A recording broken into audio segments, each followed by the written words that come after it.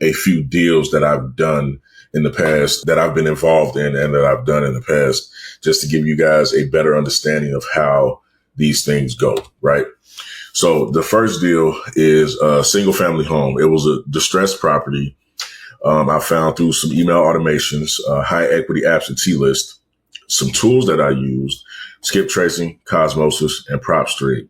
Well, this is the property that I was telling you about, the $5,000 deal. So I had a partner on that deal. I was driving semis at that time. And so he handled the majority of, the conversion and everything with the seller. So I peeled him off $2,500. ARV, $150,000, repair costs, $30,000.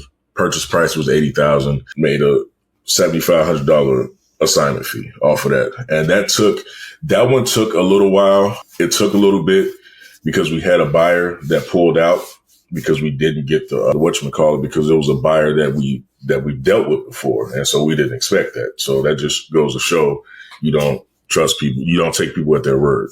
Get that money. And if they don't deposit that earnest money deposit in escrow within 3 business days of them signing that contract, that assignment contract becomes null and void. And make sure that is in the contract. And if you've got any of my agreements, then you know that it's already in there. All right. So multifamily property. Now this one was a duplex. Found it at a local meetup. I was working with a realtor. I ain't gonna say his name. We kind of fell out, but I was working with a realtor at this time. And so I had access to the MLS for a little bit, and we used a contractor for the repair estimates. So this property, the ARV was about $300,000. It was a duplex.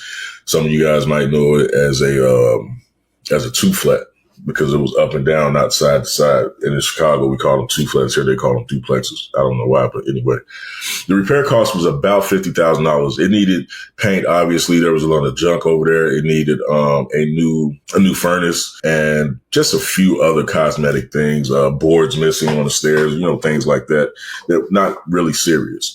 So purchase price on that one was $200,000.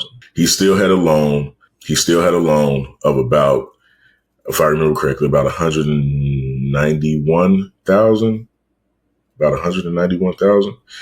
And so the reason why this deal works, because you're looking at it and you're going to say, well, that's not a whole lot of money for the investor side. They pay $200,000 in, they put $50,000 into the property, and they pay us $15,000. That's $265,000 on a property that's only worth $300,000. That's a small margin, but it's still a margin. But the investor in this particular deal, like I said, it's a multifamily, it's a duplex. They didn't flip it. They fixed it up and they rented it out. So they're going to get their money back. So that was that deal, right? The final deal was the out-of-state wholesale deal that I talked about a little bit ago. This was a commercial storefront property. It had 2 units. One unit was rented out at $1,600 a month. The other unit needed a little bit of work, but it was vacant, and there was some water damage in the ceiling. And so I wrote out 1,000 postcards, mailed them out. Very first wholesale deal. John gave me a call. I told him what I was trying to do. Man, I'm trying to get my foot in the door with this real estate stuff. I really didn't know anything at this time, guys. I've probably been studying real estate for maybe 2 months at this time. And he's like, hey, tell you what, I appreciate your grind and just, a lot of stuff like that. And he was like, I don't want to drive to Iowa to deal with this property. Give me $100,000 for it. And I don't care how much you make off of it. I'm like, bet.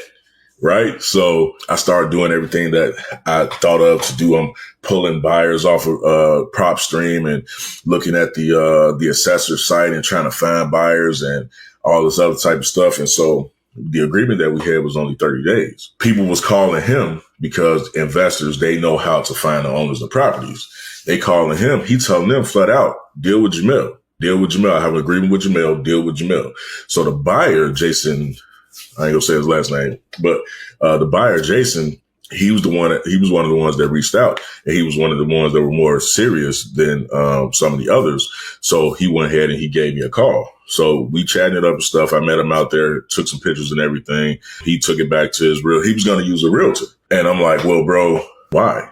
Like we have all of this done, but a lot of people, they don't know that you don't need a license in real estate to close a real estate transaction.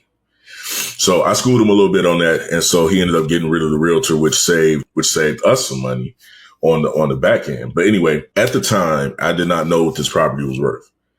So we see 300,000 on the screen. I didn't know it was worth that much. I had only dealt and studied single families, right? But I'm just knowing, and my homeboy, Rob, who taught me a lot about real estate wholesaling. He was like, man, you need to just go ahead and forget that deal and go ahead and just focus on single families. So I followed through with it, and I tried to get 25,000 out of him. I told him 125,000. I'm not budging, none of that. Just get 125,000. So he wasn't budging.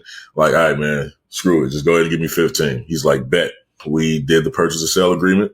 I did not get a earnest money deposit that time. I was still green. So, I didn't even really know that was a thing around that time. But he was a man of his word. He came through and he purchased the property, got my 15,000. He fixed it up and he put another storefront in there, a pizza place, I think it was. So it was a pizza place and a check cashing place, a payday loan spot. So I'm assuming that he probably went up on their rent. So he's probably making $4,000 a month off of that deal, off of those properties, off of that property.